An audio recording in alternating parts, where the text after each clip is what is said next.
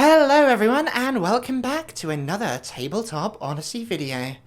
Today we are going to be unpacking the Foundry keyword for Malifaux 4th edition. So if you've ever thought about playing Mei Feng, here is the guide for you.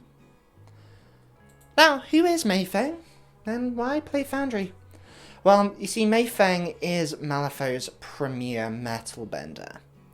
And, well, while she can use fire too, she is the leader of the Foundry, which is all about making things from steel, primarily the railway. She was brought to Malifaux as a worker for the Foundry, plying her trade with the Arcanists, while the Thunders siphoned off money for her to pay for her trip to Malifaux, and also every other indentured worker. However, when Misaki took over the 10 Thunders, Mei Feng finally felt as if she might have a say in her own destiny. See, her passion is seen as a virtue by the workers of the Foundry, who are fiercely loyal to her and her alone. Much of this loyalty is due to Mei's habit of purchasing mechanical limbs and prosthetics for injured workers out of her own pocket, ensuring that they can still work to support their families. She's just such a nice human being. Now, feeling empowered by all of this, she's gone and left the Arcanists to pursue her own destiny. She wants to help all of those in need within the Little Kingdom. And if that means making weapons and armor for the 10 Thunders, well, so be it. But why play Mei Feng? See, Mei Feng has a fast and resilient playstyle. She's great at getting across the board quickly and staying alive once she gets there, which some people can really struggle with. You may want to play her because you also, like her, have a strong sense of duty and loyalty to your friends, because she really likes to buddy up. In fact, you could say that she can't win without her friends. Now, the power of friendship is not the only thing, because she really likes to hear the people sing the songs of angry men, because all these workers are going to be rising up with her to fight together. And they actually have some very interesting combo potential within them. Sometimes, especially when playing one of her titles, it feels like you're playing a Street Fighter character who goes to hit, punch, move, all in a combo pattern. And also, maybe you just like the aesthetics. Lots of robots, lots of prosthetics, and if you pick the Nightmare Edition, you get this really cool cyberpunk crew as well. Now, let's look at one of her major titles, the Sentinel of Steel, with her crew card, Loyalty Revitalised. See, this crew card choice is all about hitting hard, hitting fast. She is going to put out some scrap at the start of turn 1 for free, which is going to really help you use your tactical action for every single Foundry model to ride the rails up the board for the mere cost of a 6. Now, this is going to place you into base contact with the scrap and then make another scrap 6 inches away, and if you want to pay a stone, you get a free attack and a positive to boot. So there's a really strong crew card ability that every single model is going to get. And to be honest, you're going to be using this a lot. Having movement with the chance of an attack on every model is great use of condensing AP. She also has a lot of different tokens she can use. See, she's got access to the stunned condition, which is going to limit the opponent's AP usage. But she also hands out bolstered and shielded to make sure it's harder for you to die. Now, shielded especially is going to be very important in this crew.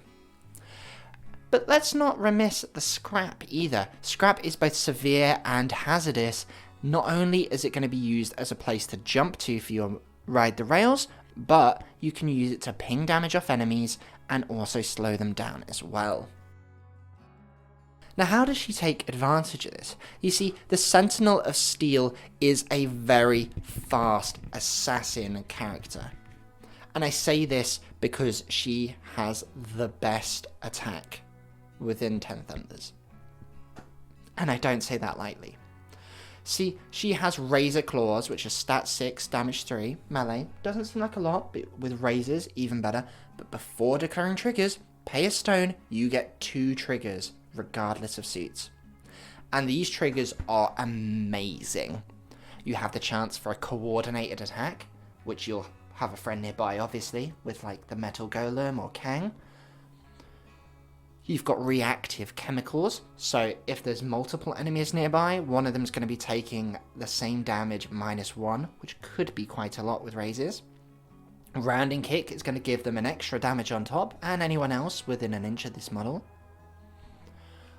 Or you can force movement and hand out stunned, which is going to win games. Daze is really good. But that's not all, because every time you declare a trigger, constant motion, move 2 inches. But you're declaring 2, so you could move up to 4 inches. This is great use of movement without actually using the move action. The walk action or the charge action.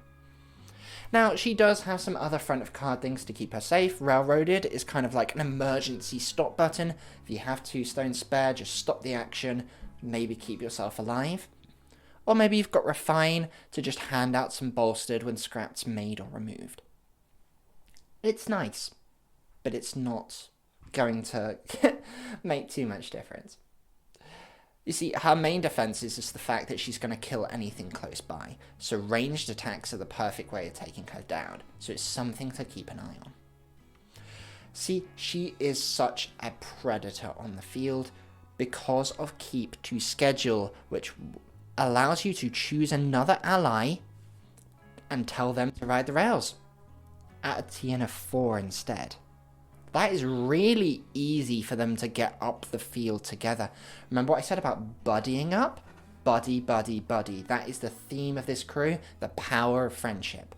And if you want to pay a stone for possibly one of the best stone triggers in the game, well, you know, once per turn, after resolving the ride the rails on them, you're going to place into base contact with that marker too, and then you get a melee action. Isn't that great? So it's that follow-up 1-2 punch. And then, of course, if you want to Forged of Steel to hand out some bolstered and shielded, by all means, especially if you've got nothing else to do. Now, unfortunately, because she is so strong, the Forgeling isn't. It's nice to have a little model that can tap the ley line. It can remove some scrap to hand out shielded. It can hand out bolstered. It's just a nice little thing. The main thing that this model is going to be doing is scheming, realistically. It's going to ride the rails a lot because it doesn't have a lot of other things to do. And then maybe, if you're close enough, if you hit something with your attack, which can hand out stunned, you can act the call and bounce away 8 inches to Mei Feng. It's tidy, it's nice, but it's not a lot to write home about.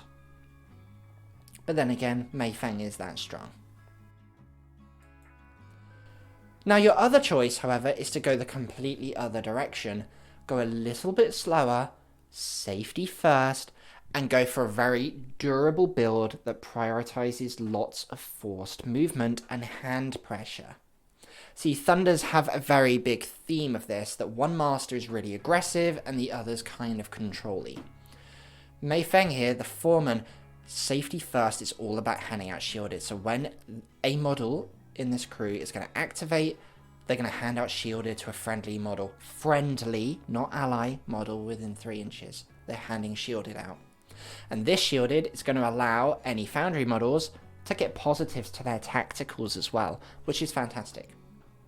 And if they happen to be a unique Foundry model, which you're going to have a lot of in this crew, scatter scrap. You only need a 5, but you got a positive if you have shielded. Make a scrap within range. TN 14 speed deal or 2 damage. You can bounce out some shielded for a stone too.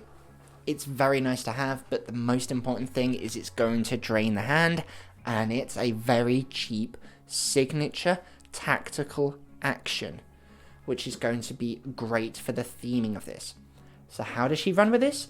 Well, she has Heated Iron, So, after a scrap marker is removed within 6 inches, deal 1 damage to enemy models within an inch of that marker. So, if you've got too many scrap, you've got to remove 1. Boom! 1 damage once per activation. That can be really useful. But she's also got more hand pressure to punish here. See, she has Helmet's People, which is going to hand out stunned, which is great, and then force an execute effect on arrays. Force them to discard a card or drain a stone, which is just fantastic. So they're going to lose lots of cards from all of the duels, and then you're going to try and kill them with Helmet's People. But you could bluff and try to just get knock aside, especially because pushing them off points can win games. This is the kind of crew I'd probably take on Informants. Sentinel's probably better than most of the others, but Foreman is really good at Informants. She does have some other options though. See, she is quite sturdy. Willpower 6, armor. She's got Hardened by Work, so when she activates, drain a stone, heal 3 and remove a token. Very durable, 14 wounds. And then Hazard Pay can help allies for a stone, remove tokens too. So she's got some durability about her. She's got a nice attack that can heal an ally within range, or it can hit for 4 damage. Or it can summon a Metal Gamin, which is also a great idea. I would definitely recommend doing that. And then she's got Shifting Girders, which not only creates a scrap, it draws a card, and if you get a ram, it's going to move her up the board too. She's very efficient in how she uses her AP, and she's all about controlling the board and slamming out girders. Rockhopper is a little bit better than the Forgeling.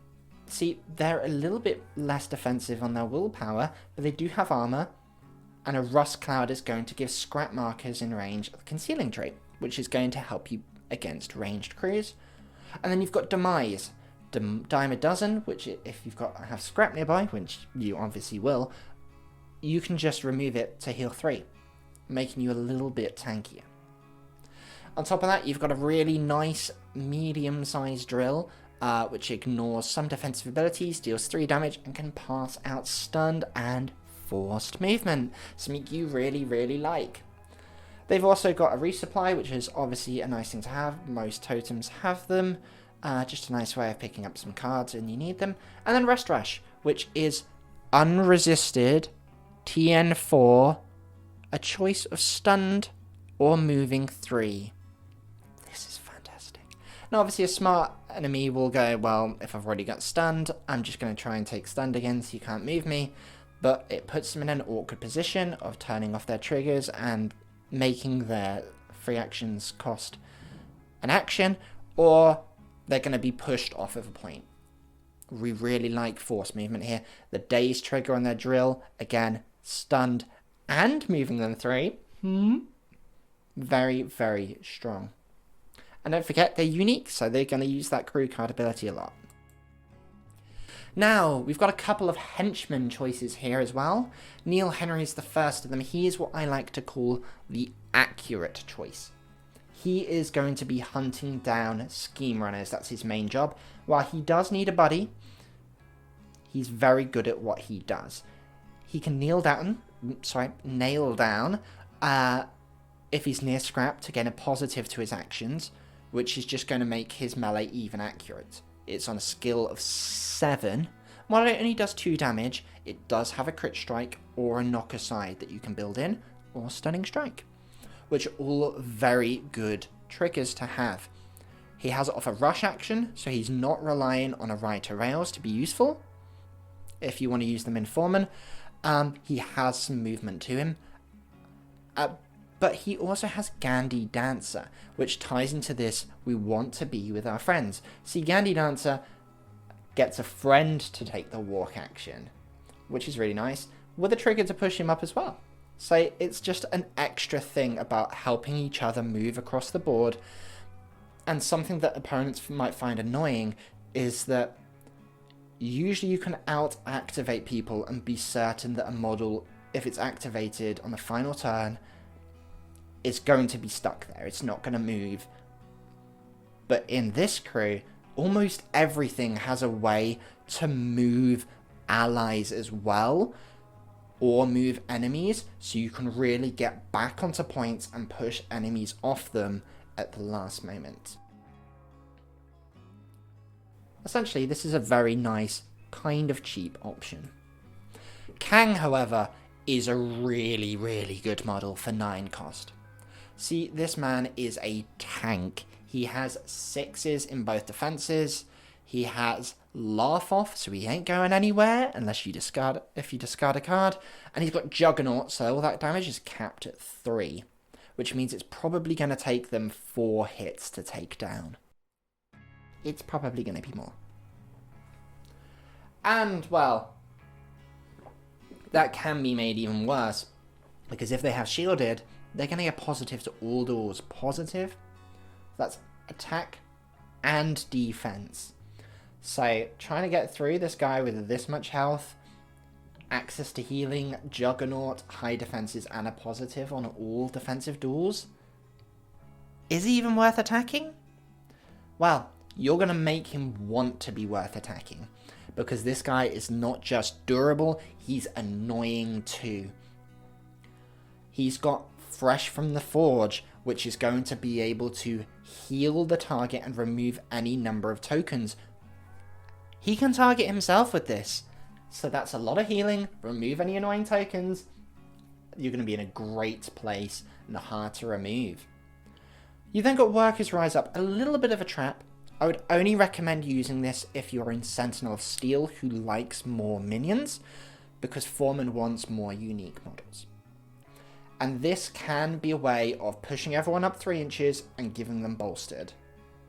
And then if you want to pay a stone, you can heal 2 and give a shielded to yourself. That's a last, like, I am isolated. As long as there's somewhat a minion nearby, I can still give myself shielded for ready to work. But you've got to remember that Fresh from the Forge is also there as well. And as long as you've got an ally within an inch of you, you can also give yourself shielded through Reinforced Plate. His Sledgehammer is damage 3 and 2 inch range, and it moves the target 2 inches plus 3 with a daze. So this guy has got an amazing amount of forced movement, and it's inbuilt as well into his melee attack. So you can charge in and just push someone off a point, deal lots of damage, and then he just sits there because they can't move him back off. They're going to take ages to kill him off it. He is an amazing point holder and point taking model. And of course, why wouldn't he have a trigger to heal himself and remove a token as well? Because, of course, this guy is one of the best tanks in the faction, if not the whole game. He's just a bit slow, which is why we come to the Boilermaker, who really helps fix that. Now, I would probably recommend the Boilermaker more in the Foreman crew, because they struggle a bit more with movement without Ride the Rails. And he can fix this as long as you've got stones through Portable Portal. So if they finish a move in base contact with you, you can drain a stone and boomp them up the field 6 inches. He's also a little bit durable. He does have poor defenses, but he has armor, and he has a way of making the area around him hazardous as long as he has a burning token, which obviously is going to splash out at the end of the turn. Now, burning's interesting and hard to get on, unless he had a tactical action that healed him too and gave him burning. Ooh, how handy. See, this model is also probably just going to sit there and stack hazardous auras of the burning token and from Steam Vent, and stack the scrap hazardous as well. If you're pushing people through both of those, it's just going to add up over time. Pushing people through? Well, I know Kang can push people through, but this guy can do it himself. And for a signature too. Corrupted Chains does 2 damage to them off of willpower. It's a little bit more interesting to resist. Can give them burning. Can deal damage if they have burning. Can do it twice, and he's going to move people 3 inches. Drag them through a scrap, and your own aura does 4 damage total.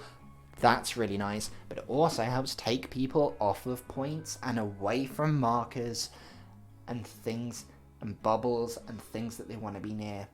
Quick reflexes, it's 2 for the price of 1. This is a very good action. And then if you get them within range yourself, you got a 2-inch melee, stat 6, damage 3 with crit strike. Yeah, why not? Smash them in the face because you can. And if you're playing them within Foreman, you're going to really like Sparking Remains because it's yet another duel. And this time it's splashing out a different token. It's 2 damage, burning. It's anyone within 3 inches of a Remains or Scrap marker. And it doesn't remove the marker, which is great. And also, if your allies happen to be within 3 inches of the marker, they're going to heal 1 as well. So this is just yet another form of hand pressure that's really going to help this crew out. Which brings us on to Willie. And Willie is a very cheap option. He's nice to have in Foreman because he's yet another user of that crew card. I'm not sure if I'd take him all the time in Sentinel. He's definitely more of a Foreman pick. See, Willie has got a natural deterrent to him as a scheme runner in that if you kill him and you're within 2 inches, you're going to take damage too. He also ignores aura effects, which is quite useful. He likes to be with a buddy though, because that's what Clear the Way is for. So someone might tell him to walk, and then he might just go and pick them up and place them 3 inches. And if you're a Metal Golem or Boilermaker, 3 inches on a 50mm base is quite a lot. He can then blow charges as well, because he is your marker removal within this crew. So yet another duel, taxing their hand, but it also gets rid of markers. Especially with the Blow It to Hell trigger. So you remove the marker, and then you can remove all destructible training markers within 2 inches of it. Well, yeah. Or you can drop a scheme marker down, which technically this doesn't work because you remove the marker before you place the scheme. But regardless, you get to dump out a scheme marker from 8 inches away on a signature. That's good. Or you can just do it from 6 inches away as a magic attack. You know, if you receive a raise, you get to drop a scheme down. Why not? And if you get a ram, there's another duel that they've got to pass. Other than that, he's just a nice way of handing out stun with even louder insults. The target of one enemy, different enemy within 2 inches gains stunned, which again saps their AP and makes sure that you're getting value for money on your actions and they're not on theirs. He's cheap. Might be worth taking. The Metal Golem, on the other hand, is something you really want to be taking in either crew. They are a great beater, but they also help set up things. He's a fast model with speed 7, has armor, 11 wounds, and excess material, so when they finish a walk or charge, discard a card or drain a stone, it's probably a card, you get to place a scrap marker down in base contact, and gain shielded. This means that they're going to easily be able to set up paths for you to ride the rails to, or just plant down more scrap to remove for heated iron. They can also top up stock from 6 inches away, allowing you to really plan out your routes in advance while healing yourself. Or they can use the signature Protection in Metal to give an ally bolstered or shielded. I mean, I wouldn't, but you can.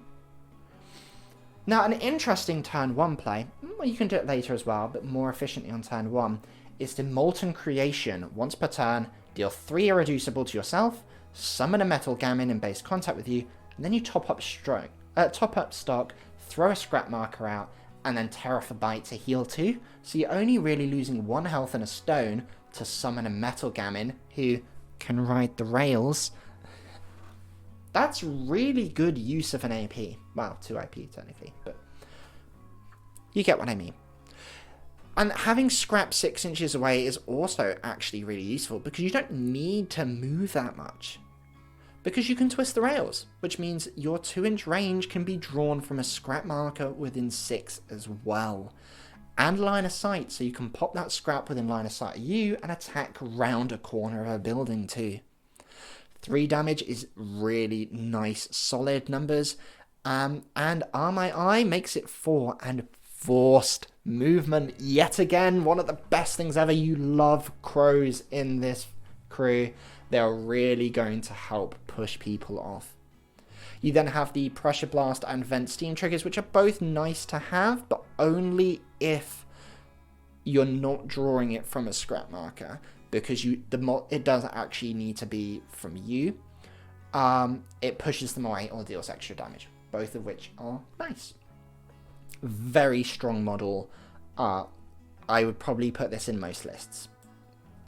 You then got the Metal Gamin, who are good summons, debatable hires, but they are cheap for 3 costs. So if you've got the Stone spare over, it might be worth considering. They are quite easy to kill. They've only got 3 willpower, 3 health. Armor does help a little bit, and if you got shielded, you know, you get a positive while resisting. It's a nice little bit of deceptive durability, but they are squishy, and they're going to die very easily. Now, the main thing about a Metal Gamin here is that it is going to be removing enemy markers with Recycle. And it's from 6 inches away.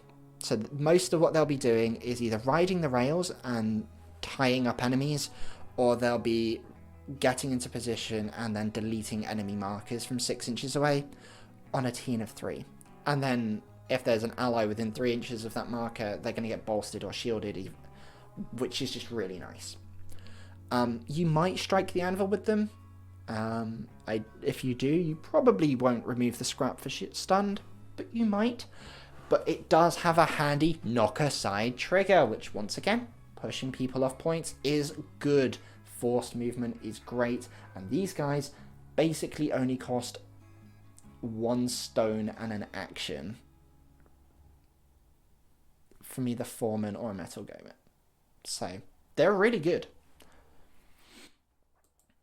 Then you've got the Kamainu. Now these are interesting choices. With the Kamainu, I wouldn't take this in Foreman. Not because I don't think they're good, but they don't have access to the crew card action, and because their minions are not unique, whereas they would get access to ride the rails. Now these guys are cheap, and they're decent for their cost. The 4 wheel up is not great, but you're going to be having bolstered a lot, and these guys will probably be sticking together if you hire both of them. See, they've got Don't Turn Your Back and Armor, and then Empty Vessel. So Don't Turn Your Back is really there to stop enemies who like interacting from doing so. You want to tie them up and just make sure that they are in base contact with you, or well, engage with you at the start of their activation, to really just turn off their ability to put down scheme markers and score. It's as simple as that.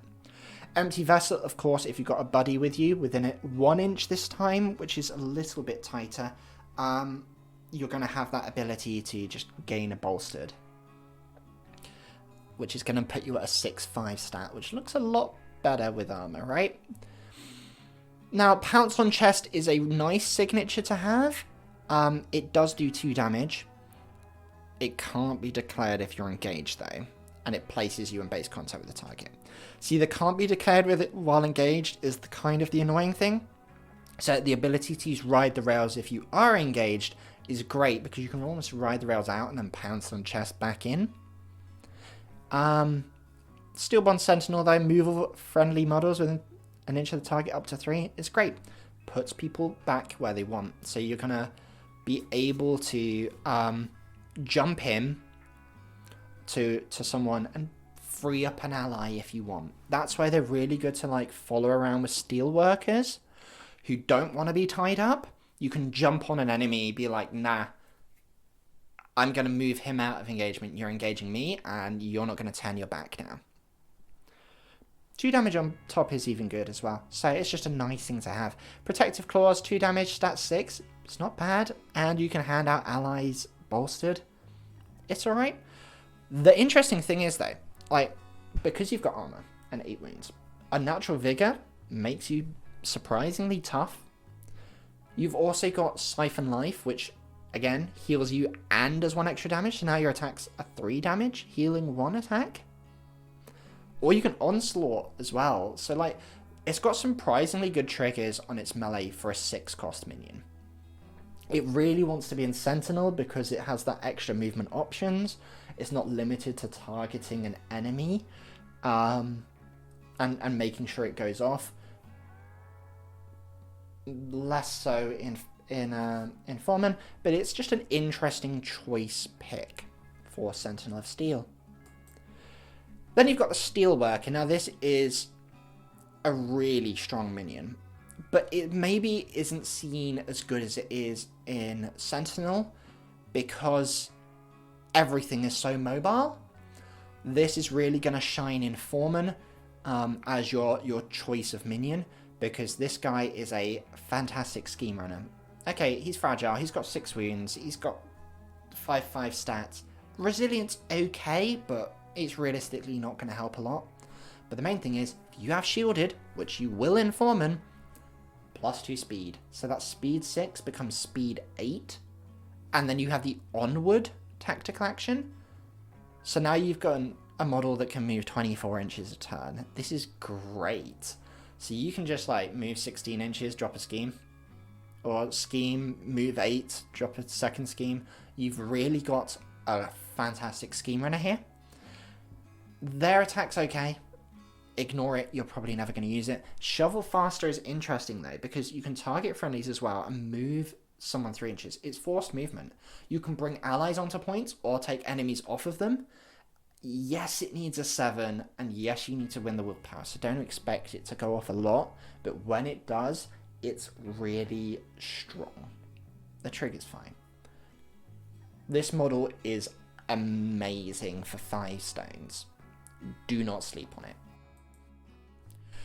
Now, that's the entire keyword done. We're going to move on to a couple of versatile picks that I've chosen. Now, it's always hard to pick just 2 for each crew, but I've gone with these 2 specifically because of how they function with a very strong crew card for its keyword. So the Shadow Emissary has a very important thing. It's 8 cost, which is a nice cost to have. It's not too expensive, but it gains the keyword to the friendly leader. So this means that you can be throwing out scrap and doing more duels yourself when needed, and you can be riding the rails as well, which is exactly what you want. There are so many abilities in this crew that are ally only that Shadow Fate is just really good because it gains that keyword. Now this model specifically also is very versatile, especially compared to other emissaries, because it has upgrade choices. Now this adds so much to its extra repertoire. You can go ace. You can only pick one, and you have to choose it at the start of the first turn though, so you have to be prepared of what mission it is, what game plan you have in mind. But here are my thoughts on them. So Soaring Dragon gives you flight, which is great because you're going to be ignoring terrain and models. And Lightning Strike is really good if something's on a building. If you've got schemes that need to be completed on buildings, 3 damage, ignoring line of sight, and they get a negative if they're on a building is great, especially because the trigger is knock aside. So you can knock them off the building for extra damage if you want, but also push them off objectives. This is such a great attack. It gives them an attack that doesn't require them to be melee as well. Now this model has speed 7, so it's not like they're not going to be able to get into combat. But having a ranged option is still pretty good. Now Brilliant Dragon is one of the harder ones to look at. Now some people really, really value intuition and some people don't. As a signature, you can just look at the top 3 cards of your Fate deck and return them in any order. Now, it depends how important it is having such a good deck stacked up. It's the sort of thing I'd probably be doing at the end of the activation, especially before Sentinel of Steel is going to activate, because I want them to have the best cards. Butterfly Jump is okay. It's nice to just be able to hop away around a corner or out of melee. Nice little bit of survivability to a model that otherwise doesn't really have it. But if you want the more survivable, schemy option, especially if you're going Foreman, I would probably go for this one. It's the Abyssal Dragon, because it gives you incorporeal. So unless it's magical attacks, you're just going to be reducing damage by 1, which is great. And then you've got Dark Bargain, so you can force and interact. It's all about that action efficiency. You pay, it's a 6 TN, once for activation, 1 damage to the target. You've got shielded, you don't really care. Then the action may declare the interact action. So you have this action efficiency. Not to say that the Shadow Fate doesn't have some other useful options itself. Rising Dragon is a 6-inch place once per activation, and if you change elevation, you're going to get bolstered. That's nice. The trigger also, an extra duel. Foreman really likes that. And even its main attack, it's damage 2, it's stat 7, so it's accurate just like Neil. He's only 1 cost more than Neil, and he can do a lot more. He heals off of one of his triggers. Bowled over is fantastic because you can move the target and then yourself. Maime's nice to have. So it's a really interesting choice. And then let's not forget Tempting Fate if you've got the stone spare and your master dies. If you're in Sentinel of Steel especially, who relies so much on the strength of the master, having a Fate in the corner somewhere, just drain those 2 stones spare. Would you rather spend 2 stones on an emergency cancel their action? Or would you rather spend 2 stones to revive your master on 4 health? Provided you've got 4 reducible to take, right? No brainer. This can be a really useful choice to have. Zeng. Now, Zeng is an expensive option, don't get me wrong. But they really pay for it. Now, I know some people don't think Zeng is quite all that, but I am a big fan of Zeng. Now, from the base look at things, you don't really realise how much of a toolbox they have. Yes, they are cost 10, but they do pay for it. Speed 7 is quite fast. It's better than average for speed. It's got 13 wounds with resilient, which is okay. So you've got some durability there. And yes, 5/5 defenses. You're looking at this going, okay. But counterattack is always there. If they're playing a melee build and they're coming into you, they've always got to be wary. If you have a stone in your pocket, that they can just pay that 3 damage to the attacking model. Remember, this is targeting you. So regardless of whether they hit you or not, there is that risk that they're going to take 3 damage back.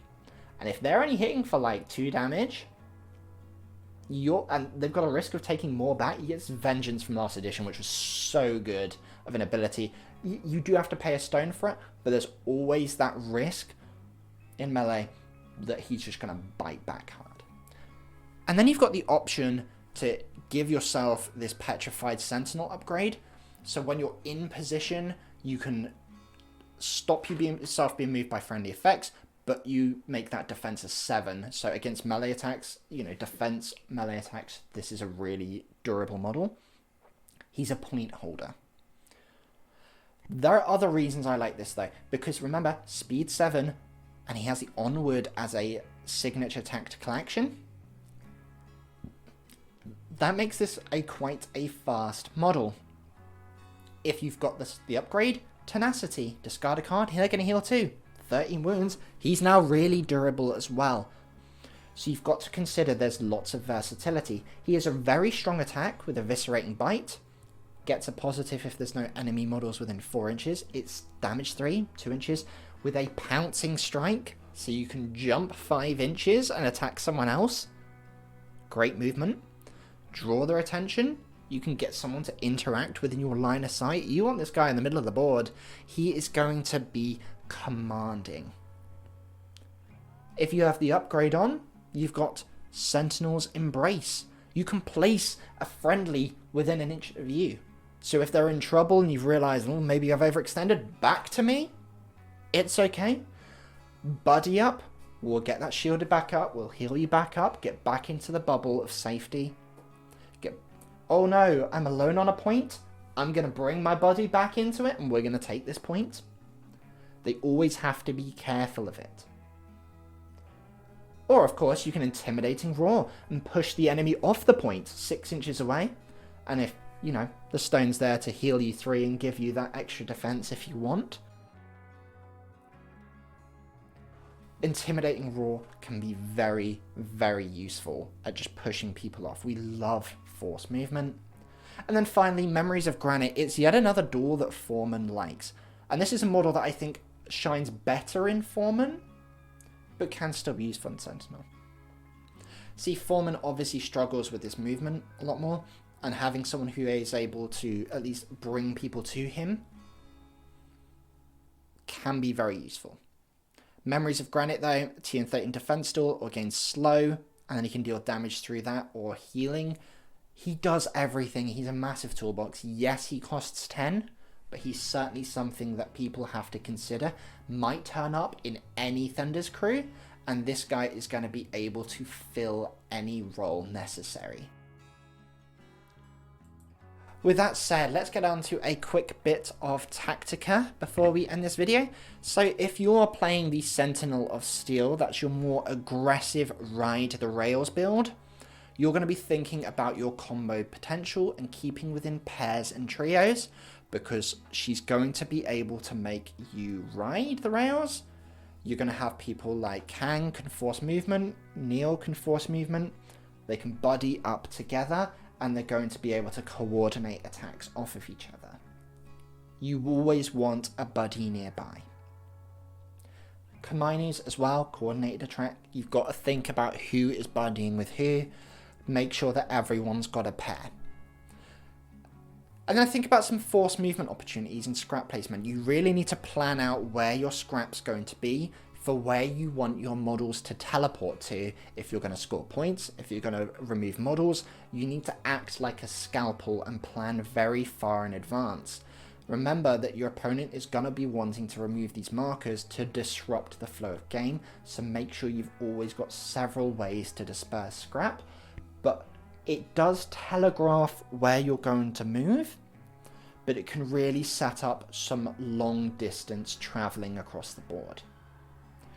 Metal Golem, Neil and Kang are all strong picks here because they can all buddy up together. You can coordinated strike, and if you take, for example, the Metal Golem and Mei Feng together, or Kang for that matter, they are able to just delete models from halfway across the board.